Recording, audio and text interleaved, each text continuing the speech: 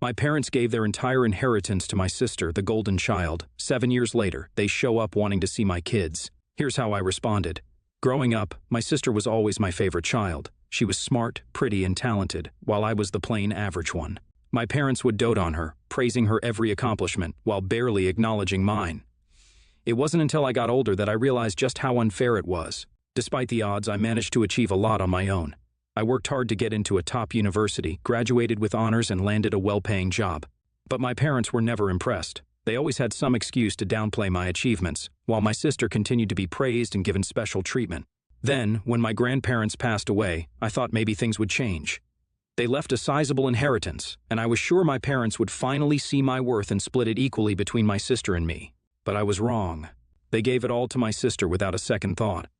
I was hurt and angry, and I felt like I was being punished for something I didn't even understand. I cut them off after that. I couldn't bear to see them and pretend like everything was okay. It wasn't just about the money. It was about the years of neglect and favoritism that had finally come to a head. I didn't want to have anything to do with them anymore. I met my husband a few years later, and we got married in a small ceremony with only our closest friends and family. I didn't invite my parents or my sister because I knew they wouldn't care much either way, and I only wanted people who were genuinely supportive and loving around me on my special day. A few years later, I became pregnant with twins, a boy and a girl. My husband and I were thrilled, and we couldn't wait to start our family. We went through the pregnancy together, but I had a difficult time. I was constantly tired, nauseous, and had trouble sleeping, but my husband was there for me every step of the way. He was my rock, my support system, and I couldn't have gone through it without him. When our twins were born, it was the happiest day of my life. Holding my children for the first time was an indescribable feeling. They were so tiny and fragile, yet so perfect in every way. My husband and I were over the moon, and we were excited to start this new chapter in our lives. As our children grew, we made sure to surround them with love, support, and positivity. We wanted them to know that they were loved and that they could always count on us. My parents and sister were not a part of our lives, but we were okay with that. We had each other, and that was all that mattered. It was a typical Saturday afternoon when I heard a knock on the door. There they were, my parents, standing on my doorstep with a smile on their faces, like they hadn't been gone for 7 years. They said they just wanted to see their grandchildren, my twins. I felt a mix of emotions: anger, betrayal, confusion, and disbelief. It had been 7 long years since we last spoke, and now they have the audacity to show up unannounced and ask to see my children. I could see the desperation in their eyes as they tried to come up with excuses for why they had been absent from my life for so long. They told me about how they had missed me and how much they wanted to see my family. They talked about how they didn't want to miss out on their only grandchildren. Despite their pleas, I knew that I couldn't let them see my kids. I couldn't allow them to come in and out of our lives whenever it was convenient for them. I couldn't let them have access to my children after they had neglected and hurt me for so many years. So, I asked them straight out why they wanted to see my children after all this time. They hesitated for a moment, but then my father finally spoke up. "Your sister," he said, his voice low. "She told us that she's decided to be child-free forever." I couldn't believe what I was hearing. All these years, my parents had chosen to give everything to my sister, and now, suddenly, she didn't want children. It was a slap in their face. I knew that my sister wasn't lying. I knew that my parents were only here because they wanted access to my children now that my sister wasn't going to give them any. They had always favored her over me, and now they were trying to use my kids as a way to make up for their past mistakes. At that moment, I found the strength to stand up to them. I told them that they couldn't see my children, that they had lost that right when they chose to cut me out of their lives. I told them that they couldn't expect a comeback now that my sister had made a decision that didn't suit them. They tried to argue with me, to plead with me, but I didn't waver. I was done with their games, their lies, and their manipulations. I had built a life for myself and my family without them. I wasn't going to let them tear it down. As I shut the door in their faces, I felt a sense of relief wash over me. I had stood up for myself and my children, and I had shown my parents that they couldn't just come back into my life whenever they felt like it. When my husband came back home, I sat down with him, and we talked about what had just happened before his arrival. He was just as shocked as I was. We went over everything that my parents had said and what I had said in response. We talked about how we didn't want our children to have any relationship with my parents or my sister. We didn't want them to have any negative influence on their lives. My husband reassured me that I had made the right decision by not allowing my parents to see our kids. He said that he supported me completely and that we would continue to stand by each other's decisions. We also talked about how we would handle any future interactions with my parents. We decided that we would continue to keep our distance and focus on our own family. As the days passed, I kept thinking about what had happened. I felt angry, hurt, and betrayed. It was clear to me that my parents had only come to see my children because my sister had told them she was going to be child-free. They hadn't reached out to me in years, yet they had the audacity to show up at my doorstep and demand to see my kids. It was unbelievable. As much as I tried to rationalize their behavior, I couldn't understand how they could be so selfish and cruel. I had always been there for them, even when they ignored me and favored my sister, and now they expected me to forget all of that and let them into my life as if nothing had happened. It was insulting, and it made me even more determined to keep them away from my family. Update 1. My parents didn't stop at showing up uninvited on my doorstep. A few weeks later, my husband received a call from my mother. She was crying and pleading with him to let her see her grandchildren. She went on and on about how much she missed them and how they deserved to know their grandparents. My husband stayed calm and polite but firm. He told her that they couldn't come over and that he and I had made our decision. But my mother kept pushing and trying to emotionally blackmail him. She said things like, "We don't have much time left," or "Please don't keep us away from them," and "Your wife is being cruel. Don't you care about your parents?" And then they resorted to bribing him. They offered to buy us a new car or pay for our kids' education if we let them see their grandkids. My husband refused their offers and hung up on them. I was so angry when he told me about the conversation. How could they try to bribe us to see our children? It felt like they didn't care about the harm they had caused and were only interested in getting their way. I was shocked and angered when my husband told me about my parents' attempt to emotionally manipulate him into seeing our children. It was clear that they were desperate to see them and were willing to resort to any means necessary. It felt like a betrayal, not just of me, but of my family as a whole. I couldn't understand how they could be so selfish and manipulative. It was as if they didn't even care about the fact that they had completely cut me out of their lives and left me with nothing but only wanted access to my children. It made me feel like I was just a tool to be used and discarded when it was convenient for them. I was especially hurt by their attempt to bribe my husband. It was as if they didn't care about the fact that he was my partner and that we were in this together. They were trying to drive a wedge between us and use our children as leverage. It was disgusting and made me feel sick to my stomach. I was determined not to let them get their way. I knew that letting them see our children would only validate their behavior and make them think that they could get away with anything. I was not going to be manipulated by them anymore. They had made their choice years ago, and they had to live with the consequences of it. My husband and I talked about it extensively, and we both agreed that we had to stand our ground. We would not let my parents, or anyone else, manipulate us or our children. We would stick to our decision. We were a family, and we would protect each other no matter what. NTA. I completely support your decision. Your parents have shown time and time again that they don't value you or your accomplishments, and it's not fair for them to try and suddenly come back into your life just because they want to see your kids. You have every right to protect your family and your peace of mind. YTA. I think you should at least hear them out. They are your family after all, and it's not healthy to hold grudges forever. Maybe they do have a valid reason for what they did. Plus, your kids might benefit from having more people who care about them. NTA. Honestly, your parents and sisters sound like terrible people. It's disgusting that they would try to bribe your husband just to see your kids. You're absolutely right to keep them away from your family. Don't let them guilt trip you into thinking otherwise.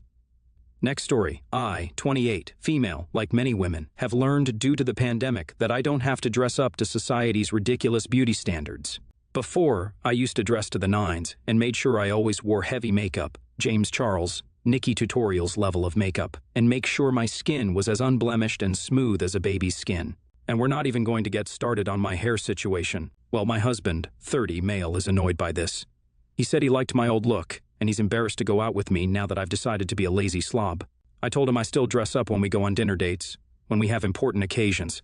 I just don't feel like wearing makeup and heels to go to the grocery store or clean the toilet anymore. He said it wasn't that hard to put on some makeup and shave, so I told him if he thought so, then to prove it, go through the same treatment I go through to look good, as he put it. He agreed, because if I've been doing it for years, how hard could it be? He learned how painful waxing is. Soon after, he learned how long it takes a woman with long, thick, waist-length hair to wash, dry, and style it. He learned how uncomfortable wearing certain outfits every day was for me, and since he wanted me to wear makeup, he had to as well. He was in too deep, so he let me do his makeup. I didn't go full drag. I only did some stuff that would enhance his features, yet show him how much effort goes into makeup. Needless to say, after a full day of this, he told me he was sorry, and he didn't realize how much work I put into my appearance.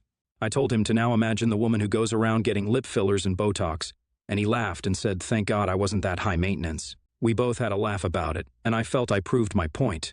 Issue, he was talking to his sisters and told them what I did, which they found hilarious because they too also feel it's about time men understood how much work some women put into their looks. Well, he told his mom what I did, and now she's been calling and texting me about how I abused her son, how it's a woman's duty to look good for her husband, and how I'm going to drive him away by being a lazy slob, and to not be surprised when I end up divorced or cheated on.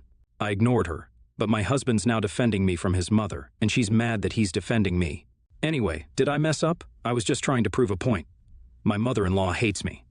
She wanted her son to marry a tall, white, blonde, blue-eyed Instagram model who she could be besties with, and instead, I'm Latina, short, and don't agree with her views. NTA, but beware, OP.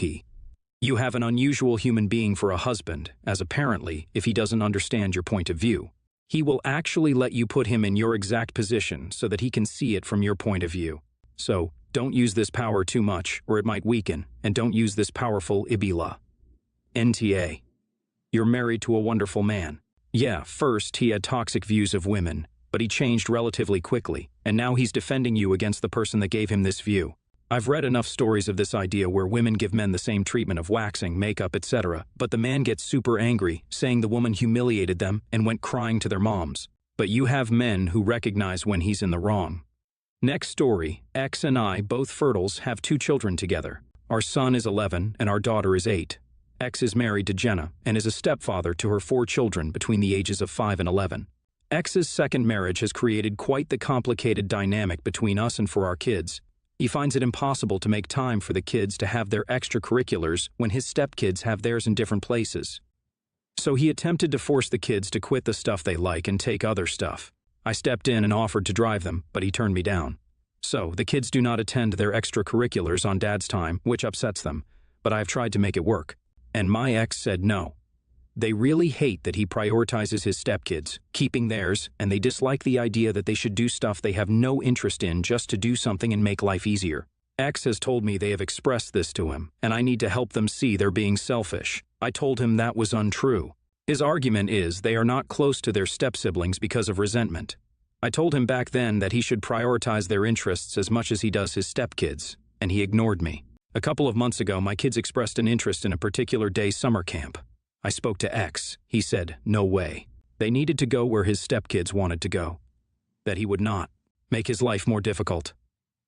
I ended up offering to pay a 100% of the cost, which won him over, kinda.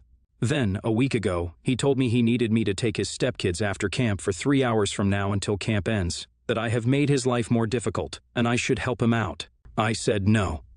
X is pissed.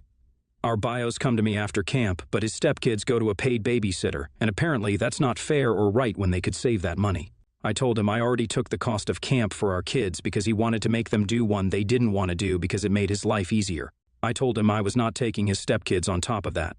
He told me I'm getting in the way of the kids all bonding as siblings, and I'm making the divide more clear. I think he's being ridiculous, and I disagree wholeheartedly with him saying I'm getting in the way of the kids' relationship.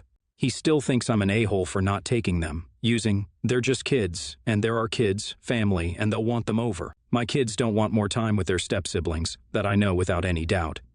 But AATF for not letting his stepkids come to my house after camp? Major NTA. You are going out of your way to make sure your kids get to participate in activities, extracurriculars they actually like instead of getting steamrolled in favor of what your ex deems easier for him. If he wants to cry about how the kids aren't his fan and how it's hard balancing multiple kids' extracurriculars, you can remind him that it was his choice to remarry and take on responsibility for more kids. You will continue to do what's best for your kids, and that he should take a hard look at what it means to do right by his kids as well. You are not the unwilling co-parent to your ex's new family. He can go fish. You clearly need to do what is best for your own kids. They have enough time with these step-siblings, it seems. And your ex sounds like he's treating yours, his bio kids, with less respect than the new kids. I expect there's a shared load of toxic and manipulative behavior going on here. He is using emotional blackmail of what the kids want, need, to make you do what he wants. Obvious since this line of argument just so happens to be what he needs to help him out. What an ah. He is clearly. You did well making him an ex. Don't let him bagel his way into controlling your life more than he can through being a co-parent to your shared bio kids. You go to lay down the boundaries hard and firm so he knows not to cross them. NTA. Your ex is focusing on keeping peace within his blended family. He's trying to co-opt you to help him to do this. That isn't, and shouldn't be, your priority. Your focus and attention should be on your kids. That's not to say you shouldn't encourage good relations between the kids, but he's asking you to go too far. It's the equivalent of holding back a more talented student so others don't feel inferior. The children are different. Your ex may want to treat his stepkids and his bio kids all the same, but that's simply his decision. You have the right to support your own children's rights and needs. If that means they have opportunities not available to the other kids or different interests, so be it. In other words, the way you're handling things is great, and you're right to turn down the babysitting. That's not a reasonable expectation from your ex.